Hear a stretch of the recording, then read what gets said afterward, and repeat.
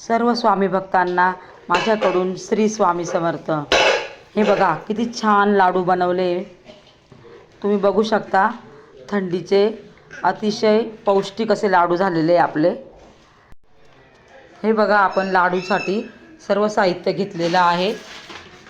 खारीक, खोबरं, मखाना, गूळ, डिंक, खसखस, बदाम, पिस्ता, गोडंबी, मगज, याला काय म्हणतात मला आठवत नाही आता,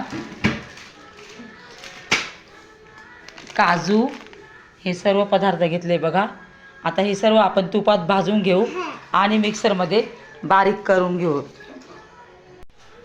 हे बघा तूप टाकलंय आपण, त्याच्यात आपण खारीक आता मस्त भाजून घेऊया थोडा।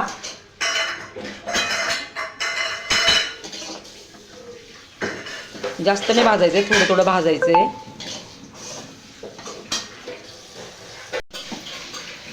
खोबरं पण भाजून घेऊया आपण आता।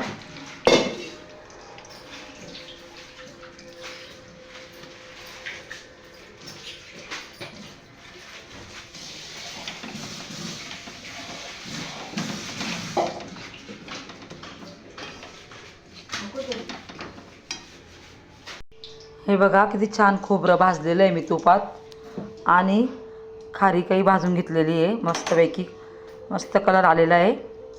हे बघा तूप टाकलं आहे, त्याच्यात आपण आता काजू मस्तपैकी तळून घेऊया।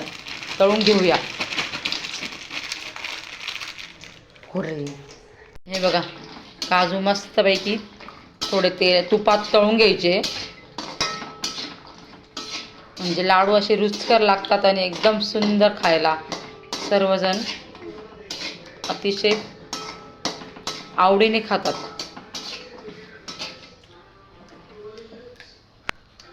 हे बघा बदाम देखील तुपात मस्तपैकी तळून घ्यायचे।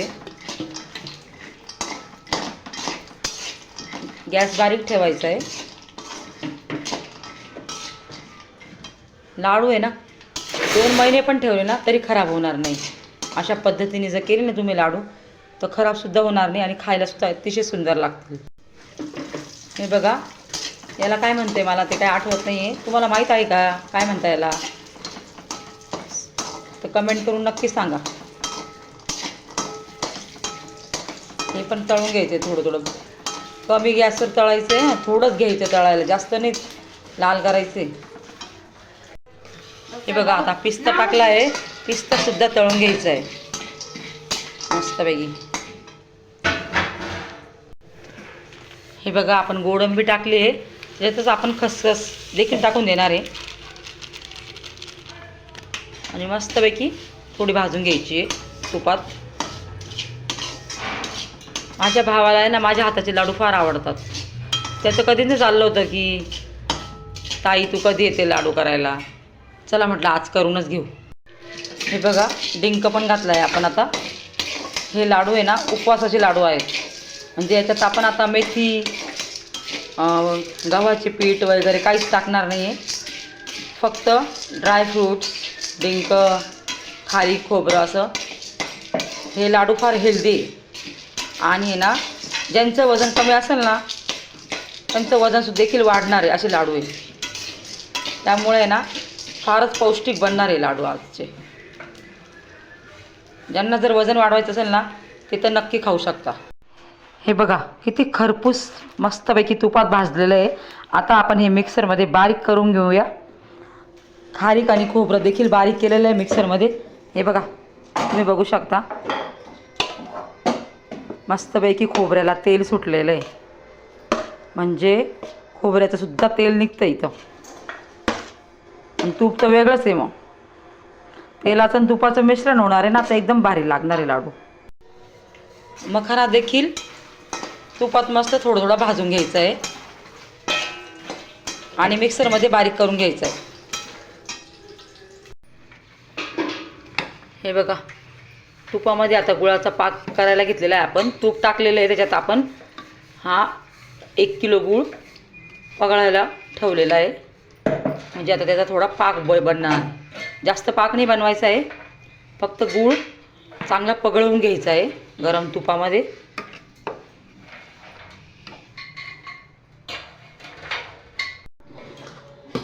हे बघा सर्व आपण मिक्स करून घेतलेलं आहे. आता आपण गुळाचा पाक सर्व मिश्रणामध्ये टाकतोय आणि आता लाडू करणार आहे आपण. चला आता लाडू करताना थोडं गप्पा मारूया. हे बघा छानपैकी मस्तपैकी मिक्स करून घ्यायचं आहे. पूर्ण सर्व मिश्रण आहे ना मस्त एकजीव करायचं आहे.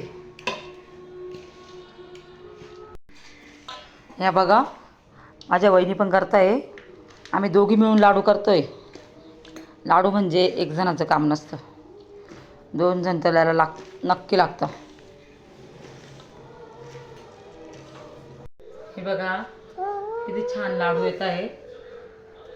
आम्ही दोघी जणी लाडू करतोय. चला तर मग आपण थोडं गप्पा मारूया, थोडं स्वामी महाराजांविषयी बोलूया. मला स्वामी महाराजांविषयी बोलायला, ऐकायला, त्यांचे सिरियल बघायला फार फार आवडते. तुम्ही लाडू करताना बी बघा आणि थोडं ऐका पण माझंवालं. स्वामी महाराजांविषयी काय बोलायचं, ते तर खूप भक्तांची खूप खूप काळजी घेतात. स्वामी महाराज हे भक्तांच्या नेहमी सोबतच असतात. त्यांचं नामस्मरण करून जर आपण काही पण जेवण वगैरे काही बनवलं तर आपल्या जेवणाला अतिशय चव पण येते आणि जेवणाला बरकत्ता बी राहते. तुम्हाला मी स्वामींचे खूप खूप अनुभव शेअर करणार आहेत. तुम्ही चॅनलला सबस्क्राईब नक्की करा, म्हणजे मी नवीन नवीन व्हिडिओ तुम्हाला दाखवेल आणि स्वामींविषयी सुद्धा तुम्हाला खूप खूप अनुभव सांगेल.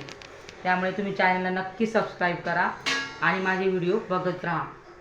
छान लाडू बनवले तुम्ही बघू शकता. थंडीचे अतिशय पौष्टिक असे लाडू झालेले आपले.